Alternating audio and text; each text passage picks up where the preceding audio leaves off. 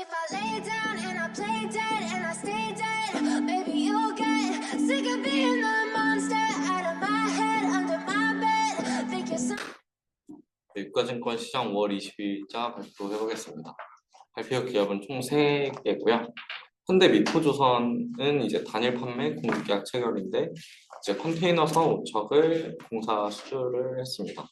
계약 금액이 이제 4,145억이고 최근 매출액 대비해서는 11% 정도 되는데 계약 기간이 26년까지예요. 그래서 조금 그거를 감안했을 때는 그렇게 큰 매출액 대비해서 큰 금액은 아닌 것 같고요. 그 다음은 이제 SK 바이오팜이라는 회사인데 역시 단일 판매 공급 계약 체결 공시입니다. 계약 금액이 이제 136억이고 최근 매출액 대비해서는 한 좀 5%, 그리고 계약 기간은 이제 올해 11월까지입니다. 근데 여기는 이제 그 자회사에 공급하는 거라서 연결로 잡으면 이제 매출에 잡히지는 않는다고 하더라고요. 다음은 이제 한국콜마라는 회사이고요. 여기는 그냥 자율공시인데 얘네가 이제 지주회사 기준 요건 충족 통보를 받았습니다. 한국콜마가 이제 지주회사가 되는 거고 HK 이노엔이랑 연우, 에모 머티어리얼즈, 그다음에 코웨이, B&H 이렇게가 이제 4개가 자회사로 되는 거고요. 근데 이제 한국콜마는 또 한국콜마 홀딩스의 자회사입니다. 여기를 보면 이제 한국콜마 홀딩스가 한국콜마랑 콜마 B&H 이렇게를 주요 자회사로 가지고 있는데 이 두 자회사가 이제 하나씩 그 두 자녀에게 맡겨서 운영하는 구조이고요. 또 이제 HK 이노엔이라는 좀 중요한 회사가 이제 한국콜마 그리고 한국콜마가 한국콜마 홀딩스 이게 다시 윤상현 부회장으로 이어지는 구조라고 합니다. 감사합니다. 코스닥 한번 발표해 보겠습니다. 이 BHI라는 회사에서 이 회사는 발전용 설비를 이제 설계 생산하는 회사인데 단일 판매 공급 계약 체결이 있었습니다. 이제 LNG 복합화력 발전 설비 공급 계약이고요. 매출액 대비해서 전년 대비해서 12.9%, 약 426억 정도 규모고요. 시작일은 5월 19일부터 해서 한 약 1년 한 4개월 정도 공급 계약 기간이 되었습니다. 다음으로 컴투스라는 회사인데요. 이 회사 같은 경우에는 게임 회사인데 자기 주식 처분 결정이 있었습니다.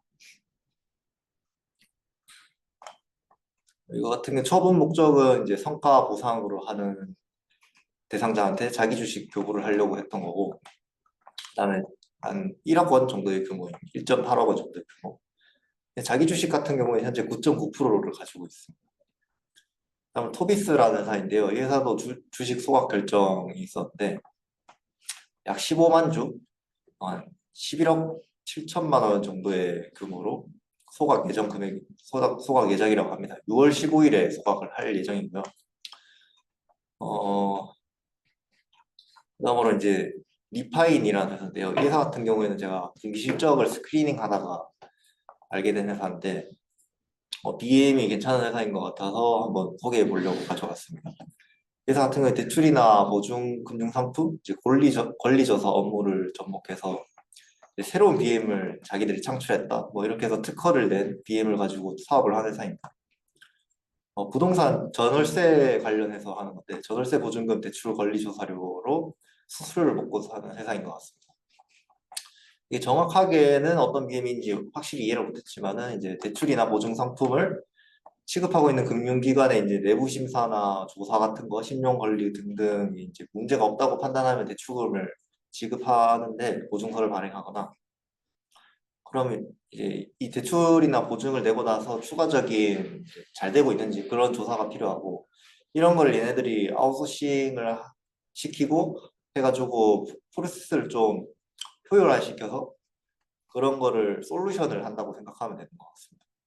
그리고 지파인이라는 플랫폼도 운영을 하고 있습니다. 영업수익 같은 경우에는 이번 분기에 154억이고 전년 분기에는 이제 140억으로 한 10% 정도 상승을 했었고, 이게 꾸준히 증가를 하고 있습니다. 그다음 영업이익이 되게 큰데 이게 이익률이 한 30% 정도 나오는 회사입니다. 단기 순이익과 영업이익 차이도 크지 않고, 근데 이게 전세 사기 때문에 문제가 되고 있는데 이 상황에 이 회사가 좀 수혜를 보는 그런 회사라고 볼 수 있을 것 같습니다. 그리고 PER로 하면은 작년 기준으로 해서는 8 정도 되는데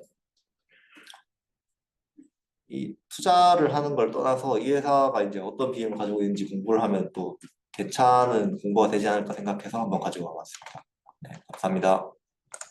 넥스트 월요일이랑 금요일 거 한번 준비해봤고요. 큐러캠 같은 경우에는 매출이 올해는 작년 건 좀 준 것 같습니다. 그래서 대신에 이제 현금은 좀 늘었으니까 너무 나쁘게 볼 건 아닌 것 같고 영업이익도 괜찮게 나왔습니다. 여기 보면 매출은 좀 줄었지만 영업이익이 늘어가지고 나쁘게 볼 건 아니고 원가가 많이 줄었더라고요. 그 부분을 한번 집중해 보시면 좋지 않을까 싶습니다.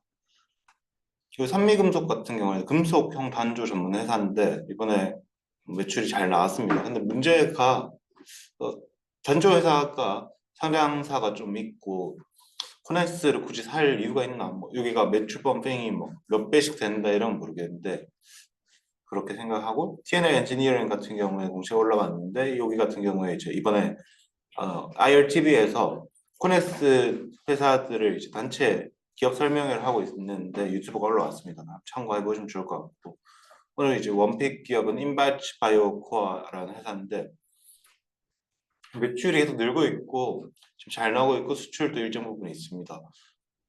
좀 적은 부분이긴 한데 그래도 있고 이 유전체 진단 같은 경우에도 규모가 되게 커서 여기에 집중을 한번 해보시면 될 것 같은데 그리고 CRO 영역 큰데 줄 가능성도 있어 보입니다. 이 회사 같은 경우에 이제 매출이 되게 늘었고 영업이익도 되게 늘었는데 단기 순이익이 되게 줄었습니다. 그래서 왜 이게 60억이나 줄었을까 해서 좀 찾아봤습니다. 매출액 늘고 다 늘었는데 줄은 이유가 보니까 파생 상품 손실 때문이었는데요. 파생 상품 손실이지만 이제 중요한 거는 이게 진짜 손실이 아니고 이 기존에 가지고 있는 전환사채나 뭐 상환우선 전환주 같은 것들 때문에 바뀐 거고 실제로 현금이 나가거나 들어온 부분이 전혀 없습니다. 오히려 이 부분은 이제 상장을 위한 준비를 세팅하고 있다라고 또 해석을 할 수 있을 것 같습니다. 그래서 현금도 뭐 괜찮게 나왔고 관심 있게 보시면 좋지 않을까. 요즘 이런 진단 쪽이 되게 주목받고 있으니까 재밌게 볼 수 있을 것 같습니다. 이상입니다. 마녀공장이 이제 투자 설명서를 공모한다고 냈는데 희망 공모가 밴드는 12,000원에서 14,000원이었고 이제 이를 토대로 한 공모 금액은 240억 원에서 280억 원 정도였습니다. 22일부터 이제 23일까지 수요 예측을 해서 25일에서 26일까지 일반 청약을 하고 지금 6월에 상장 예정입니다. 마녀공장은 뭐 이런 퓨어 클렌징 오일이나 토너 같은 이런 기초 제품을 만드는 그런 회사이고 최근에 어제 유튜브로 이렇게 기업 설명회를 했어서 이걸 보면 좀 더 이해가 쉬우실 것 같고 2022년 기준 비피다 라인 24%, 퓨어 클렌징 라인 31.3%, 갈렌 라인 31.6% 등 이제 세 가지의 대표적인 이런 제품 라인이 균형 있는 비중으로 판매가 되고 있는 그런 상황입니다. 매출액도 계속 꾸준히 성장해서 최근에는 한 1,000억이 넘는 그런 매출액을 보여줬고 이제 영업이익도 244억 정도, 단기 순이익도 173억 가까이 이렇게 나왔습니다. 그래서 뭐 이런 매출 비중을 봤을 때는 앰플 세럼에서 28.5%, 클렌징 38.4%였지만 2022년에는 이제 각각 36.72%, 35.47%, 스킨케어 21.53% 정도 이렇게 나오고 있습니다. 그래서 이제 얘네는 이제 또 도매상이나 거래처에 물건을 납품 운영하지 않고 이런 거래처 및 운영 대에서 의존도가 매우 낮은 그런 특성이 있는데 얘는 전 채널을 직접 운영하면서 제품의 시장 가격을 당사에서 컨트롤할 수 있어서 수익성이 좀 높고 효율적인 운영이 가능한 그런 특성이 있습니다. 그래서 그 상장이 된 후에는 뭔가 매수를 하는 거는 조금 조심해야 되지 않겠나 이렇게 생각하는데 공모를 통해서 좀 청약을 받으실 수 있으면은 꽤 짭짤한 수익이 될 수도 있지 않을까 이렇게 한번 생각해 봤습니다. 네, 감사합니다. 5월 22일 임원 및 대량 보유 공시 발표 시작하겠습니다. 제가 발표할 회사는 메가스터디 동서 아이센스 팜스빌이고요. 우선 메가스터디는 이제 메가스터디 교육의 모 회사인데 투자 및 기타 사업하고 교육 사업 등을 영위하는 회사입니다. 손준우 대표님이 장내 매수를 하셨는데 기존 보유량 30.67%에서 32.08%까지 지분을 늘리셨고요. 평균 단가는 대충 한 11,780원 수준인데 현재 주가는 그것보다 떨어진 11,680원입니다.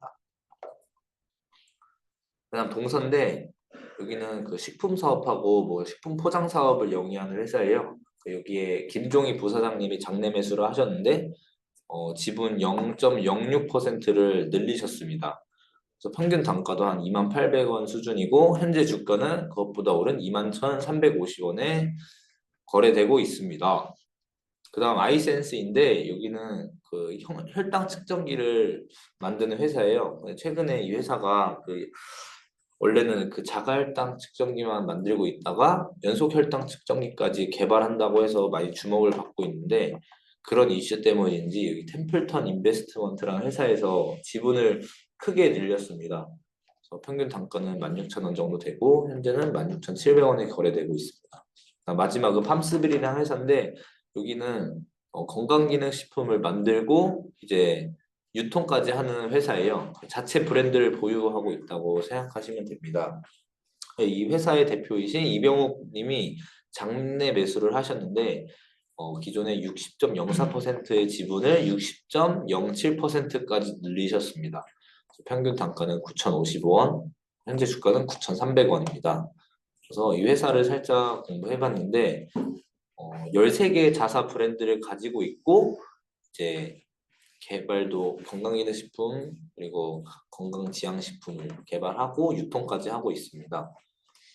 그래서 요즘 최근에 제가 그 건강기능식품 회사들을 좀 공부를 해봤는데 건강기능식품이 이제 크게 OEM, ODM 하는 업체들하고 이 팜스빌처럼 자체 브랜드를 가지고 유통하는 회사들로 나눌 수 있는데 이 회사는 후자로 볼 수 있습니다. 근데 이 후자인 그 자체 브랜드를 가지고 유통을 하는 회사들의 그 경쟁이 많이 치열한 상황이라고 해요. 근데 이제 이게 매출인데 매출을 보시면 코로나 때는 다 같이 크게 늘었다가 이 작년에 좀 감소를 하는 모습을 보였는데 그럼에도 불구하고 영업이익률은 어느 정도 유지하는 수준을 보이고 있습니다. 그래서 영업이익률은 한 10%에서 15%이고 PER은 한 18배 수준입니다. 그래서 건기시 OEM, ODM 업체들이 거의 적어도 한 15배 아래로는 15배 넘어서까지는 거래가 되고 있지 않아서 이런 경쟁이 치열한 산업에 있는 회사가 더 높은 밸류를 받는 것 같아서 투자를 하실 거면 고민을 해보실 필요가 있는 것 같습니다. 네, 이상입니다. But if I lay down